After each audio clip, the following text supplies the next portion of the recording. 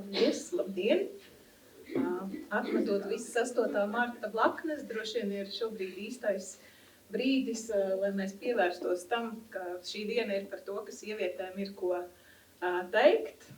Sievietes vēlas darīt un vēlas būt arī novērtētas. Un, jā, Grosvaldes ir mani ārkārtīgi iedvesmojušas. Un tā kā es pēdējos gadus strādāju tieši ar autobiogrāfiskiem materiāliem, lai caur tiem pētītu šo te sieviešu lomu vēsturē līdz 2. pasaules karam un nozīmi un nozīmību, tad šodien caur viņām tāds paplašināts, bet galīgi nenoslēgts stāsts un vairāk tur būs tādi iedvesmas fragmenti un turpmākās pētniecības arī tādi pavadieni, nevis tāds jau monolīts pētījums.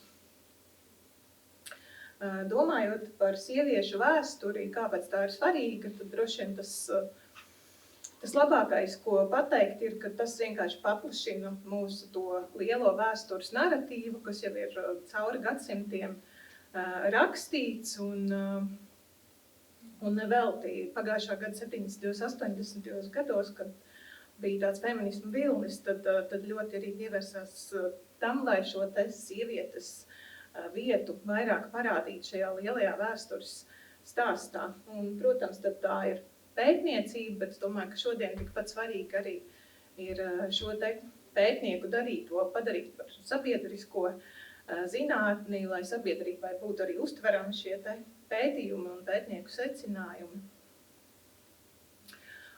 Un pat mums noslēdzās 3 gadu projekts par sievieti Latvijas kultūrā un sabiedrībā, un tam sekos arī šogad monogrāfija, kolektīva šo te pētnieku, projekta pētnieku monogrāfija, bet viens no tiem devumiem, kas ir domāts sabiedrībai, ir šis šāds te digitāls resurss, kurš, lai būtu starptautiski pieejamāks, nosaukums ir saistājums no Women Agency, lai neizbrīna tas, ko var dažādi izrunāt, tas Vumič nosaukums.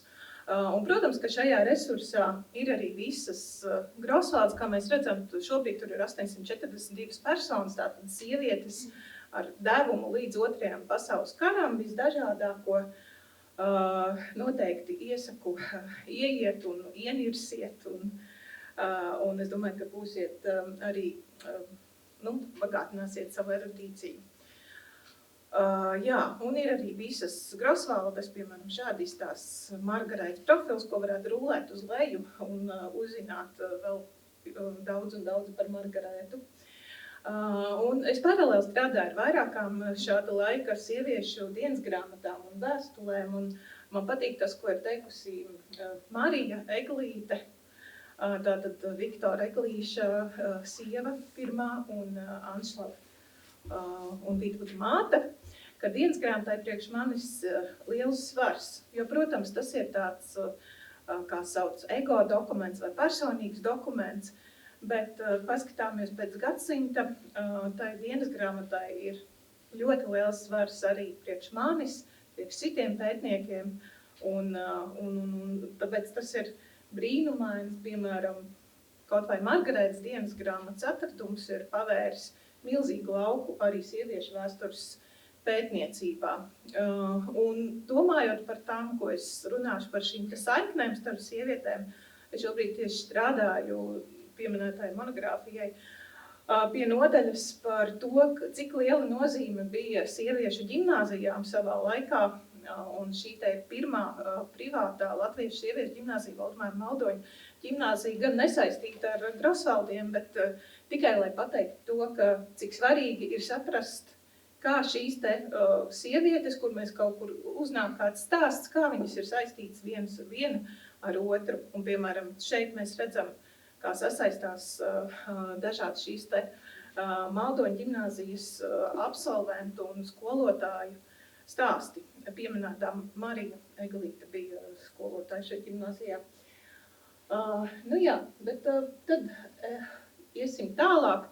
Tātad tie dokumenti, kas mums ir pieejami no Margarētas, ir brīnumainais atradums dienas grāmata, un, protams, viss, kas no Margarētas glabājas Jāzepa Grosvalda kolekcijā šajā muzejā, un arī brīnišķīgi albumiņi ar Margarētas, un ne tikai Margarētas fotogrāfijām Vēstures un kuģniecības muzejā. Tas tad ir tas izejas punkts.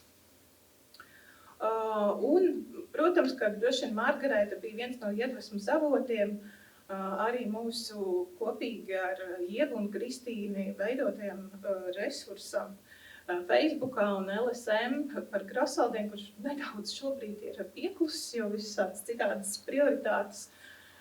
Bet, nu jā, tas arī viens no tādiem pamatiem, uz kā tālāk balstīties, jo tas, ko mēs atrodam dienas grāmatā, mums tas ir jāsaprot vai vēstulē, nu, tas ir aizvedis mūs daudz kur, ko droši vien Kristīna arī apliecinās nākamajā prezentācijā. No Līnas it kā vismazāk ir saglabājies, tas ir dažas vēstules šeit un vēl šur tur izklīdināti, vēl dažos muzejos un arhīvos ir. Līdz ar to tas Līnas stāsts varbūt nav tik izvērsts, bet es šo to arī, es domāju, labu pieminēšu, domāju par Līnu.